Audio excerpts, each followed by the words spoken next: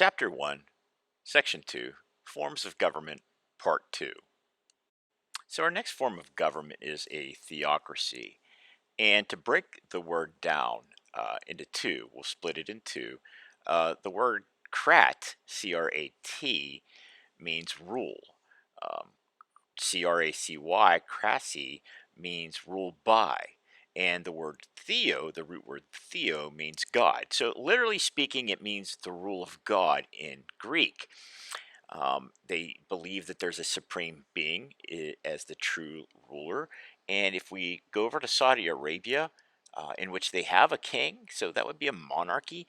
The problem is here is that Saudi Arabia's basic law states that the country's constitution is the Islamic holy book, the Quran, as well as the other religious traditions, which makes it a theocracy, and the religious leaders interpret those supreme being laws. And most of these types of governments were found in your early civilizations, although, as you'll see today, they do exist, and I'll talk more about that as we get toward the end of this government type. When talking about the liberty and personal freedoms of people who live in a country in which a theocracy is the main form of government, their freedoms are restricted, and as well as their personal freedoms. Example, over in Iran, there is a push to westernize the way they dress, the way they look, and women are going away from their traditional um, hijabs and moving to more of the Western woman look. The pros and cons of being in a theocracy is that you live your life based on the tenets that are presented to you from the religious rulers, and everyone in that culture has the same religion. There's no multiple religion. There's no freedom of religion here. A lot could be said that if you look at the early settlements in New England, they were much like that. They did not tolerate other forms of religions, and the Puritans disliked other forms.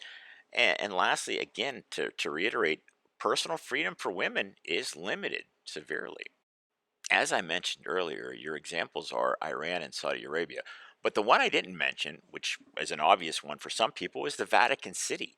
And the official name is the Vatican City State. It's where the Pope resides, and as well as all the artwork and museums collected through the Catholic faith.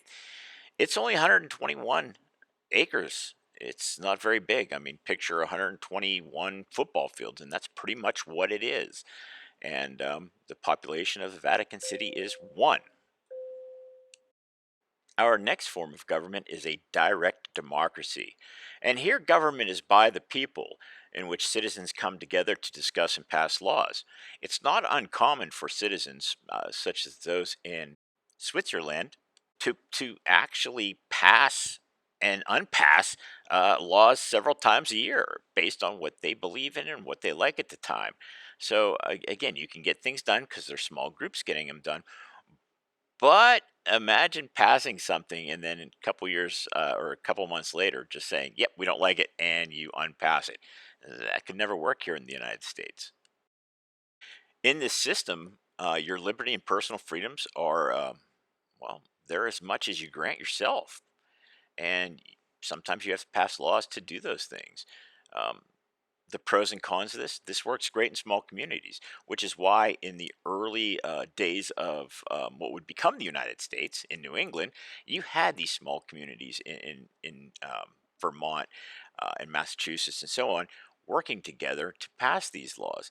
So there's greater citizen cooperation, um, but with that, every time you vote on something, you anger somebody. So there's two sides to that, and people can become angry with one another quite easily. So the examples for you are Switzerland, Greece, and New England in colonial America. And that brings us to a representative democracy or a republic. Don't confuse the republic term with Republican Party. That they're two different topics here. When we're talking about a representative democracy, it's where the citizens elect leaders to represent their rights and interests in government. And the elected leaders or representatives do the day to day work of governing the country. They consider the issues, work to find solutions, pass laws, and do all of the other things necessary to keep the country going.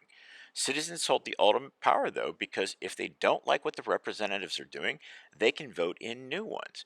Now, currently, there is a movement by Pennsylvania Senator Toomey, as well as former Governor Ed Rendell of Philadelphia, to make a movement to limit the terms for senators and representatives in office. And quite frankly, it probably won't pass because you're asking people who have the power to limit their power, and that's probably unlikely at this point. So, this concept of representative democracy is an American invention. It was born here in the United States and it thrives here in the United States. And we believe that if you work hard, then you'll have great reward and success. And the American dream is still alive, that people can go out there and you can be dirt poor, and tomorrow you could be stinking rich. Here we live by the same laws. Now, I do want to point out that not all laws are the same from state to state, that the punishments do vary, and we'll talk more about that as this course goes on.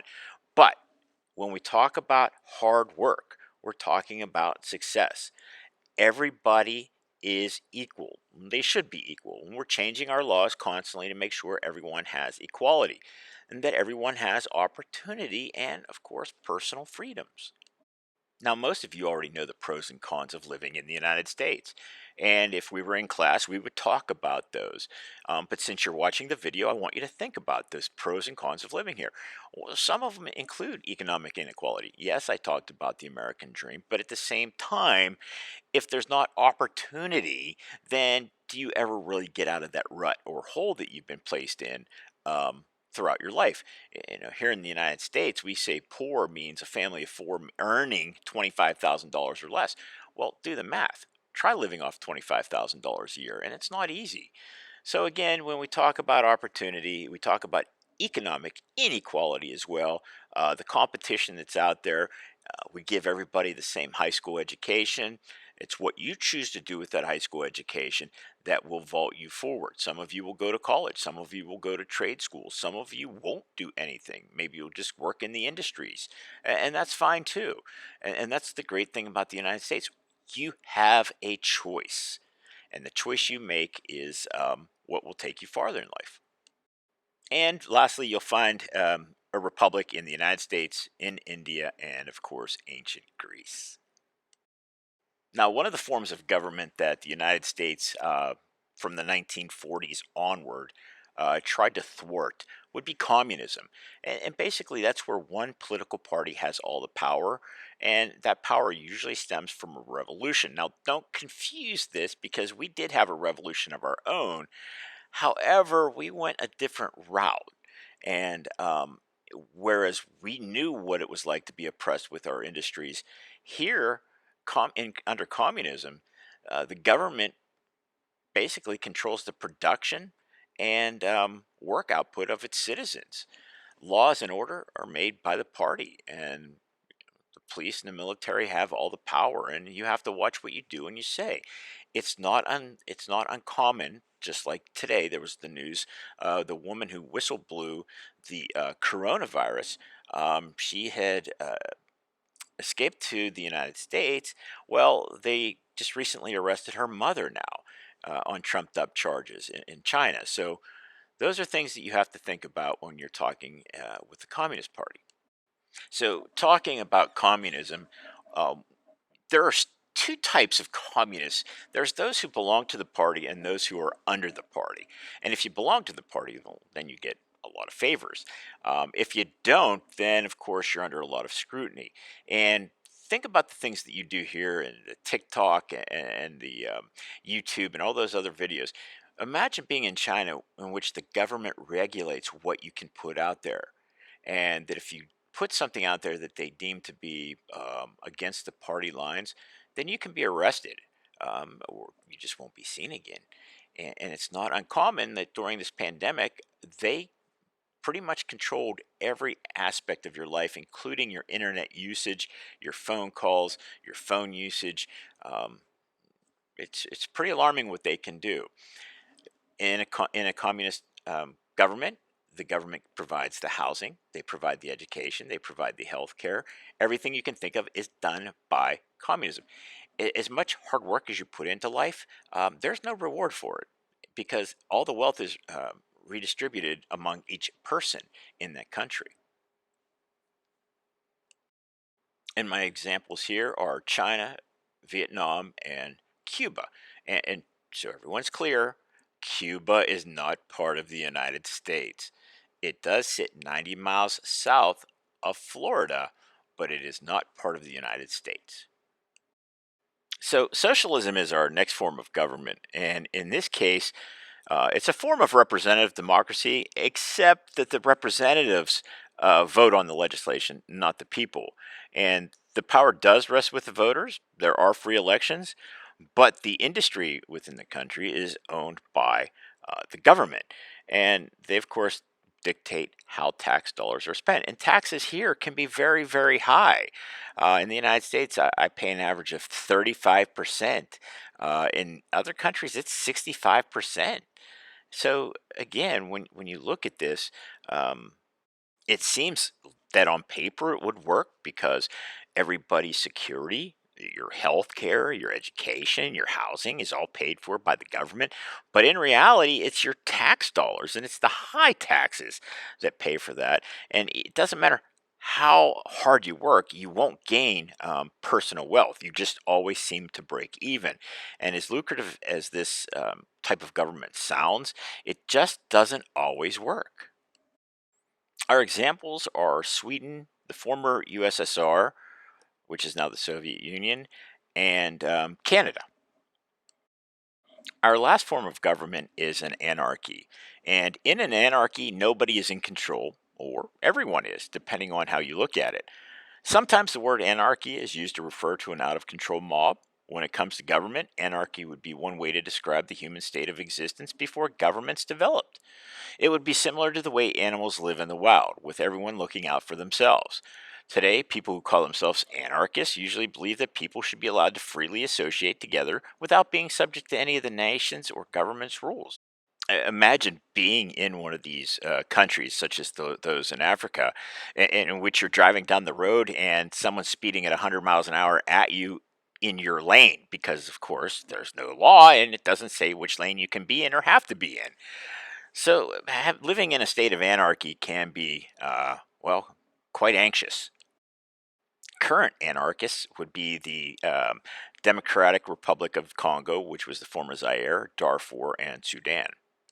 Now, to summarize all of this, we'll summarize it with types of power that these governments wield right now. And the three types of power are unitary, federal, and confederal. In a unitary system, the ultimate authority rests in a single national government, and they, of course, then dictate what power their states and people can have.